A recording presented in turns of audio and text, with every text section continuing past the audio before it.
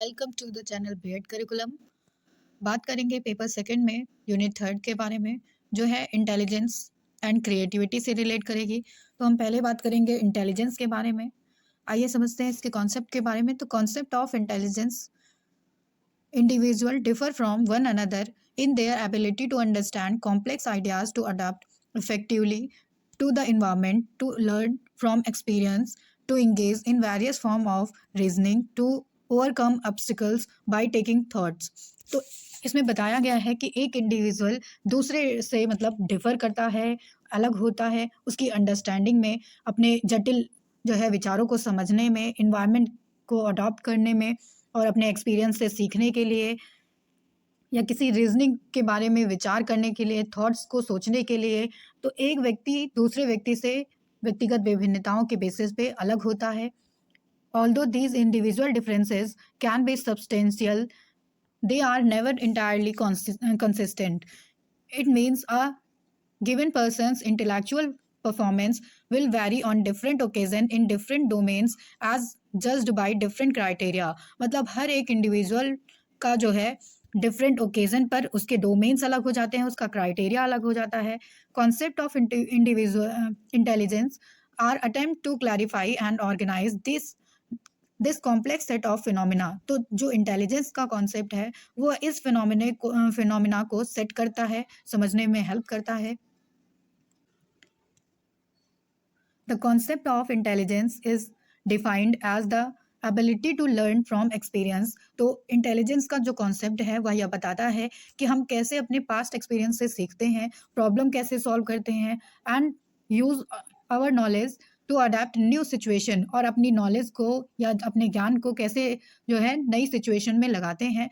The current conceptualisation tend to suggest that intelligence involve the ability to learn। Intelligence में ये 3 points involve होते हैं, मतलब अधिगम करना, लर्न करना, इसमें जो है एक्विजिशन करते हैं, हम किसी चीज़ का अर्जन करते हैं, रिटेंशन करते हैं और अपनी इंफॉर्मेशन को यूज़ करते हैं। देन सेकंड है रिकॉग्नाइज प्रॉब्लम, तो अपनी प्रॉब्लम्स को हम आइडेंटिफाई करते हैं इंटेलिजेंस के थ्रू। And then last one is problem solve problem, मतलब अपनी प्रॉब्लम्स को अपने इंटेलिजेंस के थ्रू हम सॉल्व करते हैं। देन इंटेलिजेंस जो है वो एक अब्स्ट्रैक्ट कॉन्सेप्ट है, ये एक अमूर्त प्रक्रिया है जिसे हम टच नहीं कर सकते हैं। It is not even a metaphysical thing, और ये कोई मेटाफिजिकल थिंग नहीं है, इसको छुआ नहीं जा सकता है, देखा नहीं जा सकता है। Intelligence is at best a set of behaviour, यह एक तरीके का सेट ऑफ बिहेवियर है। इसमें बिहेवियर की मतलब स्टडी होती है। Intelligence involves some different mental abilities including logic, reasoning, problem solving and planning. तो इंटेलिजेंस में ही मेंटल एबिलिटीज़ इंक्लूड हो जाती हैं, जैसे कि हमारा लॉजिक क्या है, हमारी रीजनिंग एबिलिटी कितनी अच्छी है, प्रॉब्लम सॉल्विंग कितनी अच्छी है, और प्लानिंग एबिलिटी कितनी है, ये सारी चीज़ें हैं। देन बात करेंगे meaning and definition of intelligence के बारे में। तो intelligence is a term that has an elusive meaning, though we relate it to our cognitive faculties। Intelligence को हम अपने संज्ञान से जोड़ते हैं कि हम कितना लॉजिकली सोच पा रहे हैं किसी चीज़ को, या कितना प्रॉब्लम सॉल्विंग कर पा रहे हैं, हमारी रीजनिंग क्या है, हमारे थॉट्स क्या हैं, ये सारी चीज़ें होती हैं, इनसे हम रिलेट करते हैं इंटेलिजेंस को। It carries a meaning with which is specific as well as general. तो ये ऐसी एक अर्थ को कैरी करता है इंटेलिजेंस, जो स्पेसिफिक भी होती है और जर्नल भी होती है। ये जो है दोनों ही फॉर्म में हो सकती है। Intelligence is evident from a person way of behaviouring and tackling situation in day to day life. Intelligence जो है वो एक पर्सन के बिहेव पे डिपेंड करता है कि वह कैसा बिहेव कर रहा है और वह कैसे नई नई सिचुएशन से अपने डे टू डे लाइफ में डील कर रहा है। Intelligence is the cognitive process involving rational and abstract thinking. इसमें जो है अब्स्ट्रैक्ट थिंकिंग को इन्वॉल्व किया जाता है। देन डेफिनेशन है इंटेलिजेंस की, तो अकॉर्डिंग टू टर्मन के अनुसार एक डेफिनेशन है, intelligence is the ability to think in terms of abstract ideas. तो हमारी जो बुद्धि कितना काम करती है अमूर्त चीज़ों के बारे में या अमूर्त विचारों के बारे में, उसे हम कहते हैं इंटेलिजेंस। अकॉर्डिंग टू स्टर्न के अनुसार एक डेफिनेशन है, intelligence is the general capacity of an individual to consciously adjust his thinking to new requirements. मतलब एक इंडिविजुअल जो है वो कितना चेतन रूप से अपनी थिंकिंग को इन्वॉल्व कर रहा है न्यू रिक्वायरमेंट्स में। It is the general mental adaptability to new problem and conditions in the life। Then फिर गेट्स के अनुसार डेफिनेशन है। इसके बाद हम बात करेंगे nature and characteristics of intelligence के बारे में। तो इंटेलिजेंस का क्या नेचर है, इसके क्या कैरेक्टरिस्टिक्स होते हैं। तो डिस्ट्रीब्यूशन ऑफ इंटेलिजेंस, इंटेलिजेंस का कैसे डिस्ट्रीब्यूशन हुआ है। It is the natural endowment and is not equally distributed in all human being. तो इंटेलिजेंस जो है वह हर एक व्यक्ति में सामान्य नहीं होता है, यह भिन्न भिन्न होता है। It follows the pattern of normal distribution as seen with other attributes like height weight, यानी कि जैसे हर एक व्यक्ति का हाइट और वेट अलग होता है, वैसे ही हर एक व्यक्ति में इंटेलिजेंस भी अलग होती है। देन है इंडिविजुअल डिफरेंसेस इन इंटेलिजेंस। तो इंटेलिजेंस जो है वो डिफर करेगी व्यक्तिगत विभिन्नताओं की तरह। जैसे कि हर व्यक्ति दूसरे व्यक्ति से अलग है, तो वैसे ही उसकी इंटेलिजेंस लेवल भी अलग होगी। और अकॉर्डिंग टू एज, मतलब इंटेलिजेंस जो है वो अकॉर्डिंग टू एज होगी। जैसे बच्चा है तो उसकी इंटेलिजेंस अलग होगी, और कोई अडल्ट है, अडोलसेंस एज में है, तो उसकी एज इंटेलिजेंस अलग होगी। देन अकॉर्डिंग टू जेंडर होगी इंटेलिजेंस, मेल और फीमेल पे जो है डिपेंड करेगा कि वो मेल है और फीमेल है, तो उसके अकॉर्डिंग इंटेलिजेंस होगी। इसके बाद कल्चरल डिफरेंसेस पे भी डिपेंड करेगी इंटेलिजेंस। और हेरिडिटी और इन्वायरमेंट का जो है इंटरप्ले होता है इंटेलिजेंस, इसके थ्रू इन्फ्लुएंस होता है। हेरिडिटी और इन्वायरमेंट दो ऐसे फैक्टर हैं जो इंटेलिजेंस को इफेक्ट करते हैं। देन फैक्टर्स इन्फ्लुएंसिंग इंटेलिजेंस, तो इसमें जैसे मैंने पहले भी बताया कि हेरिडिटी जो है हमारी वो इन्फ्लुएंस करेगी इंटेलिजेंस को हमारे। Intelligent parents have intelligent children, those with low intelligence have children with low intelligence. मतलब जो पेरेंट्स के इंटेलिजेंट लेवल हाई होता है उनके चिल्ड्रन भी हाई इंटेलिजेंट लेवल के होंगे, और जिन पेरेंट्स का इंटेलिजेंस लेवल लो होता है उनके बच्चे भी इंटेलिजेंस लेवल लो के होंगे। देन है इन्वायरमेंट, तो इन्वायरमेंट से भी इंटेलिजेंस इफेक्ट होती है। प्री नेटल इन्वायरमेंट जैसा मिलेगा वैसे ही बच्चे ग्रो करेंगे, इमोशनल फीलिंग्स उनमें डेवलप होंगी, इंटेलेक्चुअल एबिलिटीज़ डेवलप होंगी। देन पोस्ट नेटल इन्वायरमेंट जैसा होगा वैसे ही बच्चा और उसका जो है कॉग्निटिव लेवल वैसे ही ग्रो करता चला जाएगा। देन है होम, तो अकॉर्डिंग टू होम आपके घर में कैसा इन्वायरमेंट है ये डिपेंड करेगा इंटेलिजेंस लेवल को। पेरेंटल इंटरेक्शन विद चिल्ड्रन, तो एक बच्चे का अपने पेरेंट्स के साथ क्या इंटरेक्शन है, या एक पेरेंट्स का अपने बच्चे के साथ कैसा इंटरेक्शन है, ये भी इन्फ्लुएंस करेगा इंटेलिजेंस को। देन है सोशल एंड इन्वायरमेंटल डेप्रिवेशन, ये जो है इंटेलिजेंस को इफेक्ट करेगा। देन सोशियो इकोनॉमिक कंडीशंस क्या हैं किसी कंट्री की, ये डिपेंड करेगा, अफेक्ट करेगा इंटेलिजेंस को। Then race and culture, gender differences, personality disposition, physiological conditions, ये सारी ही फैक्टर्स ऐसे हैं जो इफ़ेक्ट करेंगे इंटेलिजेंस को। बात करते हैं थ्योरीज ऑफ इंटेलिजेंस के बारे में। तो इंटेलिजेंस की कुछ थ्योरीज दी गई हैं। फैक्टर्स थ्योरीज ऑफ इंटेलिजेंस, तो इंटेलिजेंस की कुछ फैक्टर्स थ्योरीज हैं जिसमें इंक्लूड होंगी वन फैक्टर थ्योरी, जिसको यूनिफैक्टर थ्योरी कहा जाएगा, या फिर मल्टी फैक्टर थ्योरी जिसे अनार्चिक थ्योरी भी कहा जाएगा। देन है टू फैक्टर थ्योरी जो स्पेयर्समैन ने दी है। देन थर्स्टन थ्योरी जो प्राइमरी मेंटल एबिलिटी या ग्रुप फैक्टर थ्योरी के नाम से भी जानी जाती है। इसके बाद है Guilford's model of structure of intellect. Then है वर्नर्स हेरारिकल थ्योरी। इसके बाद जो है कैटेगराइज किया गया है कॉग्निटिव थ्योरीज ऑफ इंटेलिजेंस। तो इंटेलिजेंस की कुछ कॉग्निटिव थ्योरीज भी हैं जिसमें है Cattell's fluid and crystallised theory. Then है स्टर्नबर्ग्स ट्राई हायरार्किक थ्योरी, तो स्टर्नबर्ग ने ट्राई हायरार्किक थ्योरी दी है। इसके बाद है Gardner's theory of multiple intelligence, तो हार्वर्ड गार्डनर ने जो है मल्टीपल इंटेलिजेंस की थ्योरी दी है। इसके बाद है Jensen's theory of mental functioning. Then है Campione Brown theory of intelligence. Spearman's two factor theory के बारे में बात करते हैं। तो Charles Spearman advance two factor theory of intelligence, इन्होंने जो है टू फैक्टर थ्योरी दिया है, द्विबुद्धि सिद्धांत दिया है। It was a theory of trait organisation trait organisation based on the strategical analysis of the test score. यह एक तरह का जो है ट्रेट ऑर्गेनाइजेशन बेस्ड थ्योरी है इंटेलिजेंस की, जो कि टेस्ट स्कोर पर बेस्ड है पूरी तरह से। Spearman pointed out that all intellectual activities have a single common factor called the Jernner factor और G factor। मतलब इन्होंने बताया है, स्पेयरमैन ने बताया है कि जो इंटेलेक्चुअल एक्टिविटीज़ होती हैं वो पूरी तरह से डिपेंड करती हैं एक कॉमन फैक्टर पर, जिसे हम जर्नल फैक्टर या जी फैक्टर के नाम से कह सकते हैं। फिर उन्होंने बताया कि again he advanced a number of specific और एस फैक्टर के बारे में बताया, स्पेसिफिक फैक्टर के बारे में उन्होंने बताया। Each of the S factor refers to a specific single activity. तो स्पेशल फैक्टर के बारे में जो है स्पेयरमैन ने बताया है कि he explored statistically the interrelation among the score obtained by many person on various tests. Positive correlation between any two mental functions are attributed to z factor, but the specific factor have low correlation among them. मतलब Spearman ने बताया कि दो mental functions के बीच में एक relation जब buildup हुआ तो उससे उन्होंने जर्नल फैक्टर का नाम दिया और स्पेसिफिक फैक्टर में कोई भी कोरिलेट नहीं हो पाया। Spearman's model implies that the objective of psychological testing should be to measure the amount of each individual's G। मतलब हर एक इंडिविजुअल का जो साइकोलॉजिकल फैक्टर होता है वो जी फैक्टर के नाम से जाना जाता है।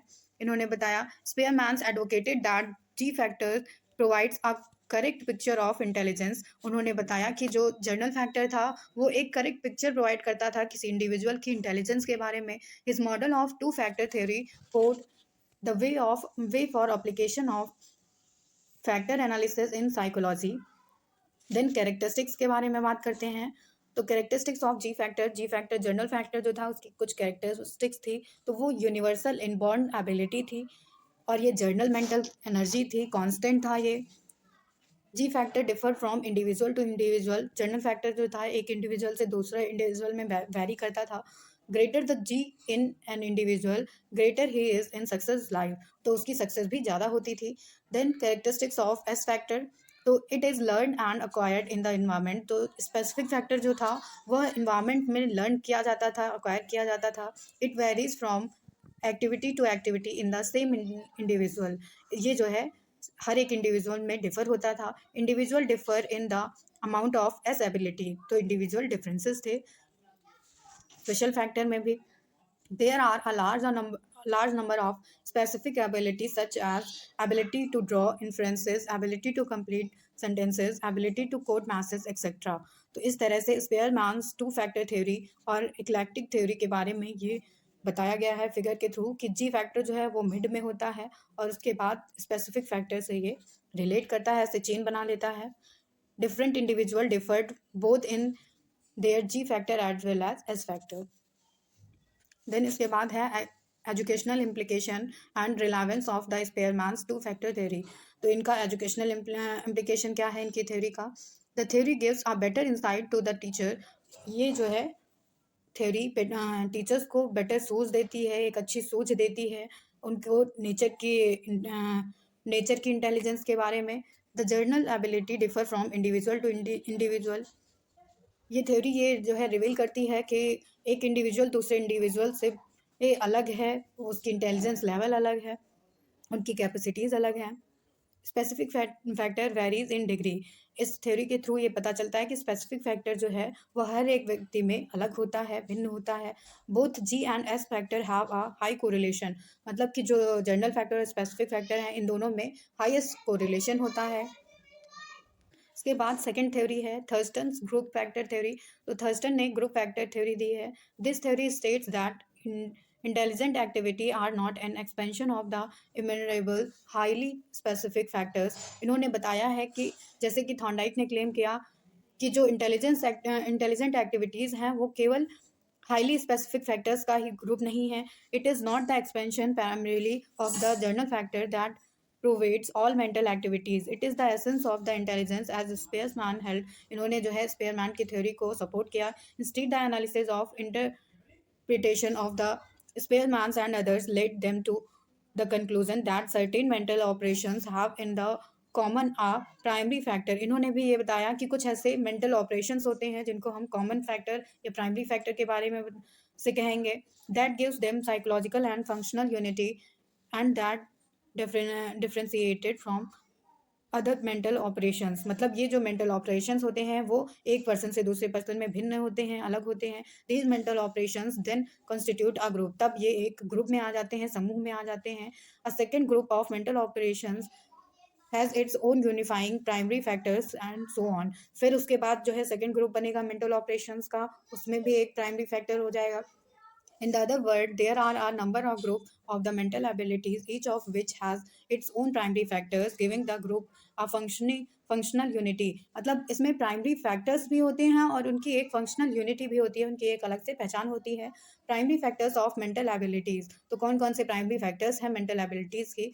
तो वर्बल कॉम्प्रिहेंशन फैक्टर ये होगा, वर्बल फ्लुएंसी फैक्टर, हम कितने अच्छे से बोल पा रहे हैं, कितने अच्छे से अपनी बातों को समझा पा रहे हैं। न्यूमेरिकल फैक्टर होगा, पर परसेप्चुअल स्पीड फैक्टर होगा, इंडक्टिव रीजनिंग फैक्टर्स होगा। देन है special visualisation factor, this ability is involve in visualising shapes, इसमें जो है विजुअलाइज किया कराया जाता है शेप्स को।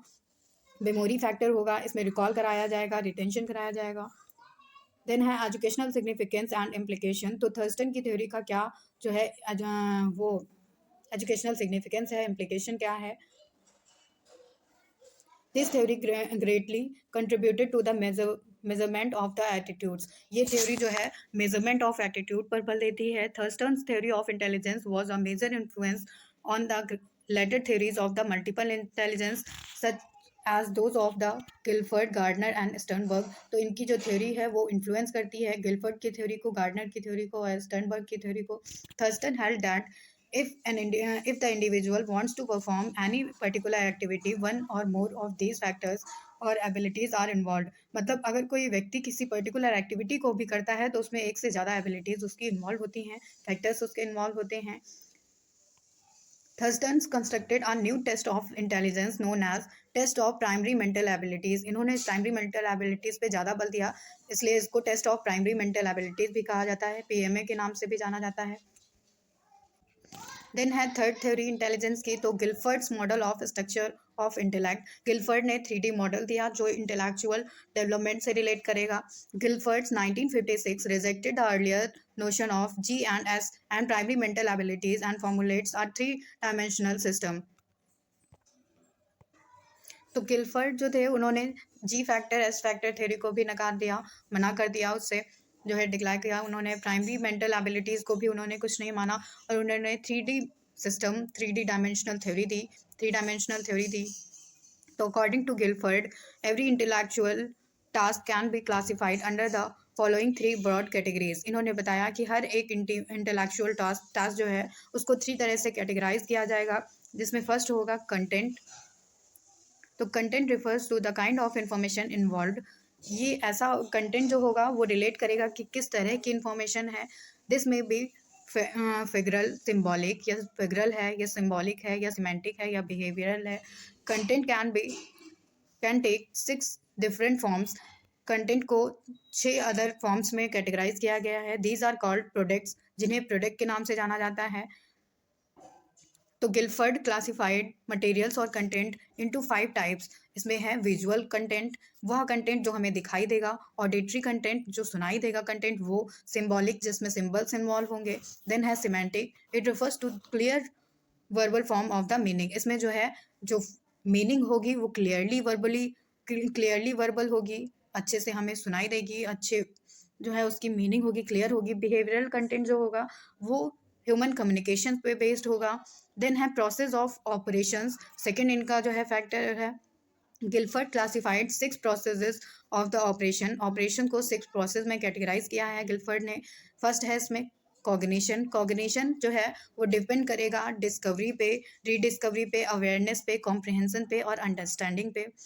उसके बाद है मेमोरी रिकॉर्डिंग। तो मेमोरी रिकॉर्डिंग जो है वो फंडामेंटल ऑपरेशन होता है। It refers to the retention of what is recognised for a short duration. तो मेमोरी रिकॉर्डिंग का मतलब है कि हम किसी चीज़ को शॉर्ट टाइम ऑफ पीरियड के लिए याद रख पा रहे हैं या नहीं। मेमोरी रिटेंशन, उसको लॉन्ग पीरियड तक के लिए किसी चीज़ को याद कर पा रहे हैं या नहीं। देन है कन्वर्जेंट थिंकिंग। कन्वर्जेंट थिंकिंग का मतलब है कि हम किसी डेटाबेस पे कितना सोच पा रहे हैं। डाइवर्जेंट थिंकिंग, इसका मतलब होगा कि हम डिफरेंट डायरेक्शंस पे, डिफरेंट सर्चिंग पे और डिफरेंट वैराइटीज़ में सोच पा रहे हैं। हमारी थिंकिंग जो होगी यहाँ पे वास्ट हो जाएगी। देन है इवैल्यूएशन, हम किसी चीज़ को हम मूल्यांकन कर पा रहे हैं या नहीं, उसके बारे में डिसीजन ले पा रहे हैं, सत्य जान पा रहे हैं या नहीं। उसके बाद इनका थर्ड जो है फैक्टर है जो है प्रोडक्ट, क्लासिफिकेशन ऑफ प्रोडक्ट। तो प्रोडक्ट को भी गिलफर्ड ने 6 कैटेगरीज में बांटा है। इसमें पहला है यूनिट्स, सेकंड है क्लासेस, देन है रिलेशंस, देन है सिस्टम्स, उसके बाद है ट्रांसफॉर्मेशन और लास्ट है इम्प्लीकेशन। तो ये जो है डायग्राम है 3D मॉडल का गिलफर्ड के। इसमें जो है क्यूब की तरह से ये दिखाया जाएगा और जो इसकी ऊपरी सतह होगी वो कंटेंट से रिलेट करेगी और उसमें 5 जो है कैटेगरीज होंगी, visual, auditory, symbolic, semantic, behavioural. इसके बाद जो है प्रोडक्ट को जो है शो करेंगी जिसमें units, classes, relations, systems, transformation and implication होगा।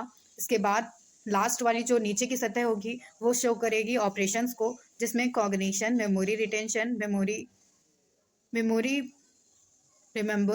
Remembering, memory retention, convergent thinking, divergent thinking and evaluation को इन्वॉल्व किया जाएगा।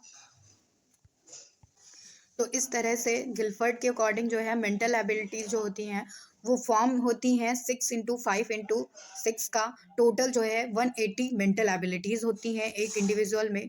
Gilford neglects the idea of some fixed amount of intelligence. Guilford ने इसको नकार दिया कि जो है इंटेलिजेंस एक फिक्स्ड अमाउंट में होती है। एजुकेशनल इम्प्लीकेशन और relevance of SI model.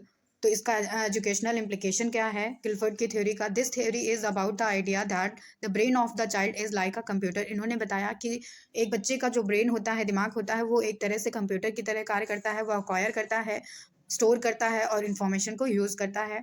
It provides knowledge about the specific abilities. जो बच्चे का दिमाग है वो एक स्पेसिफिक एबिलिटी के बारे में उसे गाइड करेगा, राइट डायरेक्शन देगा। SI model is useful in finding out the reasons of the unsatisfactory performance. SI model जो है वो हमें हेल्प करता है कि जो सिचुएशंस हमारे लिए असंतुष्ट कर रही हैं हमें, उसके बारे में हमें रीजंस दे सके। This model has explored 80 intellectual abilities. तो यह जो मॉडल है वह 80 तरह की इंटेलेक्चुअल एबिलिटीज़ को एक्सप्लोर करता है। This model guides us to devise enrichment programme for the gifted child. Gifted child को इन्हांस करना चाहिए उसकी कैपेबिलिटीज़ में। It stresses that learning of the specific skill should be of be our focused of attention. This concept of Guilford will prove useful in our future research. मतलब गिलफर्ड का जो प्रयोग था वो फ्यूचर रिसर्चेज के लिए सक्सेसफुल हुआ। It is very useful for the vocational training. Vocational training के लिए ये यूजफुल है गिलफर्ड का मॉडल। इसके बाद फोर्थ थ्योरी है Gardner's theory of multiple intelligence. तो हॉवर्ड गार्डनर ने मल्टीपल इंटेलिजेंस की थ्योरी दी। इन्होंने बताया कि कोई 1, 2, 3 कारक नहीं होते हैं। बुद्धि जो है हमारी वो मल्टीपल फैक्टर्स से इन्फ्लुएंस होती है, उसके कारक होते हैं। The theory of multiple intelligence is the theory of intelligence that differentiated it into specific modalities rather than considering intelligence as a single general abilities. This model was proposed by Howard Gardner in his book Frames of Mind, The Theory of Multiple Intelligences। तो इनकी book थी frames of mind, the theory of multiple intelligence, जिसमें इन्होंने ये सिद्धांत को बताया है हॉवर्ड गार्डनर ने। Howard Gardner propounded a unique theory. इन्होंने एक यूनिक थ्योरी दी which is based on the study not only the normal child. यह एक नॉर्मल चाइल्ड और अडल्ट की स्टडी पर नहीं बेस्ड है, बल्कि ये गिफ्टेड इंडिविजुअल्स की भी स्टडी करता है और उन जो है बच्चों की भी स्टडी करता है, उनके माइंड की जो किसी न किसी तरह से डैमेज से हैं या एक्सपर्ट हैं, जो बच्चे या डाइवर्स कल्चर से बिलोंग करते हैं, उनकी भी स्टडी करता है। Multiple intelligence theory Howard Gardner की।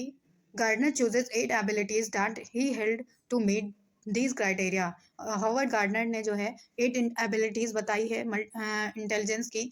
These abilities are musical, rhythmic, visual, spatial, verbal, linguistic, logical, mathematical, bodily, kinesthetic, interpersonal, intrapersonal, and naturalistic. He later suggested that existential and moral intelligence can be also included. तो types of multiple intelligence की बात करें तो Howard Gardner ने इसे 8 तरह से categorise किया है, जिसमें इन्होंने फर्स्ट बताया है लिंग्विस्टिक इंटेलिजेंस। तो लिंग्विस्टिक इंटेलिजेंस जो होगी वो हमारी लैंग्वेज से डील करेगी। It is related to language, talent and skill. हम लैंग्वेज के बारे में कितना हमारा ज्ञान है या कौन से हमारे कौशल हैं उससे डील करेगा ये linguistic intelligence. The components are syntax, semantics, pragmatics, along with written and oral skills and understandings. This type of intelligence is most evident in the lawyer. यह जो है इंटेलिजेंस पाई जाती है लॉयर्स में, लेक्चरर्स में, राइटर्स में, या जो लिरिक्स लिखते हैं उसमें। देन सेकंड है लॉजिकल मैथमेटिकल इंटेलिजेंस। तो ये जो इंटेलिजेंस है, the intelligence is responsible for the skill and abilities in logical and conceptualisation. जो कॉन्सेप्ट पे बेस्ड होगी और लॉजिक्स पे बेस्ड होगी वो जो है कहलाएगी logical mathematical intelligence. The component are deductive. इसमें जो कंपोनेंट्स होते हैं वो डिडक्टिव रीजनिंग पे बेस्ड होंगे, इंडक्टिव रीजनिंग पे बेस्ड होंगे, स्पेसिफिक थिंकिंग होगी, कैलकुलेशन स्किल्स होंगी, मैथमेटिशियंस जैसे इसके एग्जांपल होंगे, फिलोसफर्स होंगे, देन फिजिशियंस होंगे, ये सारे इनके एग्जांपल्स होंगे। स्पेशल इंटेलिजेंस वह इंटेलिजेंस होती है talents, abilities and skills involving representation and manipulation of special configuration and the relations. Many adults use this intelligence to navigate, decide routes, build objects etc. यह जो है डील करेगी स्थानिक गतियों से, मतलब कुछ ऐसे लोग होते हैं जो रूट्स को इससे डिफाइन कर पाते हैं, आइडेंटिफाई कर पाते हैं, अपने ऑब्जेक्ट्स को बिल्ड कर पाते हैं। Professional who are land surveyors, architects, engineers, machines mechanics होते हैं, नेविगेटर्स होते हैं, स्कल्पचर्स होते हैं, चेस प्लेयर्स होते हैं, ये सारे जो है स्पेशल इंटेलिजेंस से डील करेंगे। देन म्यूजिकल इंटेलिजेंस वह होती है जो हमारी रिदम से रिलेटेड होगी या अकॉर्डिंग टू म्यूजिकल फील्ड से रिलेटेड होगी, म्यूजिकल लाइफ से रिलेटेड होगी। It is demonstrated through the ability of the discriminate between the different pitch, sensitivity of the rhythm, texture and timbre and the themes in the music. ये जो है गायकों में पाई जाएगी, सिंगर्स में पाई जाती है।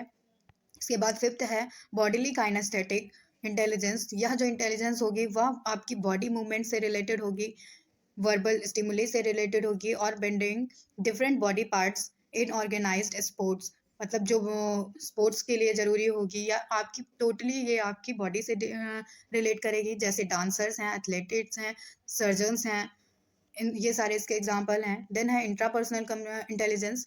तो इंट्रापर्सनल इंटेलिजेंस जो होगी वो आप कितना खुद के बारे में अच्छे से जानते हैं, इससे रिलेट करेगी। आपकी मेंटल फंक्शनिंग क्या है, स्टाइल्स क्या हैं, सेल्फ कॉग्निटिव स्ट्रेंथ क्या है, तो आप खुद के बारे में कितनी जानकारी रखते हैं, इसको हम इंट्रापर्सनल इंटेलिजेंस कहते हैं। देन है इंटरपर्सनल इंटेलिजेंस। तो इंटरपर्सनल इंटेलिजेंस वह इंटेलिजेंस होती है कि आपका एक दूसरे से रिलेशन कैसा है या आप सोसाइटी में कैसे बिहेव कर रहे हैं या आपको दूसरे के बारे में कितनी नॉलेज है, कितने अच्छे से आप किसी को समझ पा रहे हैं। तो इसमें जो है teachers, marketing peoples, politicians, religious leaders, ये सारे आते हैं। इसके बाद एट्थ है नेचुरलिस्टिक इंटेलिजेंस। तो नेचुरलिस्टिक इंटेलिजेंस जो है नेचर से रिलेटेड होगी, क्योंकि हम ग्रो ही करते हैं नेचर और नर्चर के बीच में। देन है लास्ट नाइन्थ है जो कि existential intelligence. It is related to sensitivity and capacity to tackle deep question about human existence such as the meaning of life. ये डील करेगी ऐसे क्वेश्चन से जो बहुत ही टैकल करने वाले होंगे, क्वेश्चंस होंगे, जैसे कि हमारे जीवन का क्या अर्थ है, वाई डू वी डाई, हम मरते क्यों हैं, हमारी मृत्यु क्यों होती है, and how did we get here, और हम यहाँ कैसे आते हैं। ये सारे क्वेश्चंस इसमें आते हैं। तो ये एक चार्ट के थ्रू प्रेजेंट किया गया है टाइप्स ऑफ इंटेलिजेंस को, मल्टीपल इंटेलिजेंस को, जिसमें इंक्लूड करेंगे लॉजिकल इंटेलिजेंस को, स्पेशल इंटेलिजेंस को, म्यूजिकल इंटेलिजेंस को, काइनेस्थेटिक इंट्रापर्सनल कम्युनिकेशन को, इंटेलिजेंस को, इंटरपर्सनल इंटेलिजेंस को, नेचुरलिस्टिक इंटेलिजेंस को, और लास्ट है एग्जिस्टेंशियल इंटेलिजेंस। इसके बाद educational implication of MI theory. तो मल्टीपल इंटेलिजेंस का एजुकेशनल इम्प्लीकेशन क्या है? Gardner has defined intelligence as a bio physiological potential to process information that can be activated in a cultural setting to solve problem and create products that are of value in our culture। तो इन्होंने बताया है कि यह ऐसे factors जो है हमें हेल्प करते हैं किसी प्रॉब्लम को सॉल्व करने में, किसी प्रोडक्ट को क्रिएट करने में। According to Gardner there are more way to do this then just through the logical linguistic intelligence. Gartner believed that the purpose of schooling should be to develop intelligence and to help people to reach vocational and other goals that are appropriate to their particular spectrum of the intelligence. इसके बाद implications of MI theory for the special student special education। तो special education में क्या implication है? Favor referral to the special education, a greater emphasizes on the identifying strength, या जो है special बच्चों की स्ट्रेंथ को हाई करता है, इंक्रीज़ करता है, उसमें उनमें सेल्फ एस्टीम को, उनकी अंडरस्टैंडिंग को बढ़ावा देता है, अप्रिशिएट करता है स्टूडेंट्स को। उसके बाद है क्रिटिसिज्म ऑफ थ्योरी, तो किस तरह से क्रिटिसाइज किया गया है मल्टीपल इंटेलिजेंस थ्योरी को। तो Gardner has argued that there are weak correlation between various cognitive abilities. Gardner ने जो है बताया है कि इस कॉग्निटिव एबिलिटीज में बहुत अच्छा संबंध नहीं होता है, एक वीक कोरिलेशन इन्होंने बताया है। इसके बेसिस पे इनकी थ्योरी को जो है क्रिटिसाइज किया गया है। The multiple intelligence theory lacks empirical evidence and has a subjective take on the concept of intelligence. Gardner has denied the existence of the intelligence as it is traditionally understood and labeled conventionally defined aptitude and the ability as the intelligence. तो gardener ने इसके संबंध में बताया lack किया है, उन्होंने ऐसी कोई इंटेलिजेंस बताई ही नहीं है जो कि एप्टीट्यूड और एबिलिटीज को डिफाइन करे। Gardner has not provided any test for the multiple intelligence and merely defined intelligence as the ability to solve problem which is valued at least one culture. उन्होंने culture problems को solve करने के लिए किसी भी तरह की इंटेलिजेंस को नहीं बताया है। Gardner is criticised for underestimating the effects exerted on the various domains of the intelligence by the various sub processes that define overall processing efficiency, such as speed of the processing, executive functions, working memory, and the metacognitive processes underlying self-awareness and self-regulations. Gardner has argued that IQ test only measures linguistic and logical mathematical abilities. इन्होंने बताया है कि IQ test जो होते हैं वो पूरी तरह से मेजर करते हैं लिंग्विस्टिक और लॉजिकल मैथमेटिकल एबिलिटीज़ को। इसके बाद बताया गया critical review of multiple intelligence theory argues that there is a little empirical evidence to support it cognitive neuroscience too does not support it. The evidence for the shared sets of the genes associated with the mathematics reading and G along with the shared overall overlapping neural pathways for the language, music, motor skills and emotions suggested that each of the multiple intelligence cannot operate via discrete neural mechanism. तो इस तरह से criticise किया गया है multiple intelligence theory को। Thank you everyone.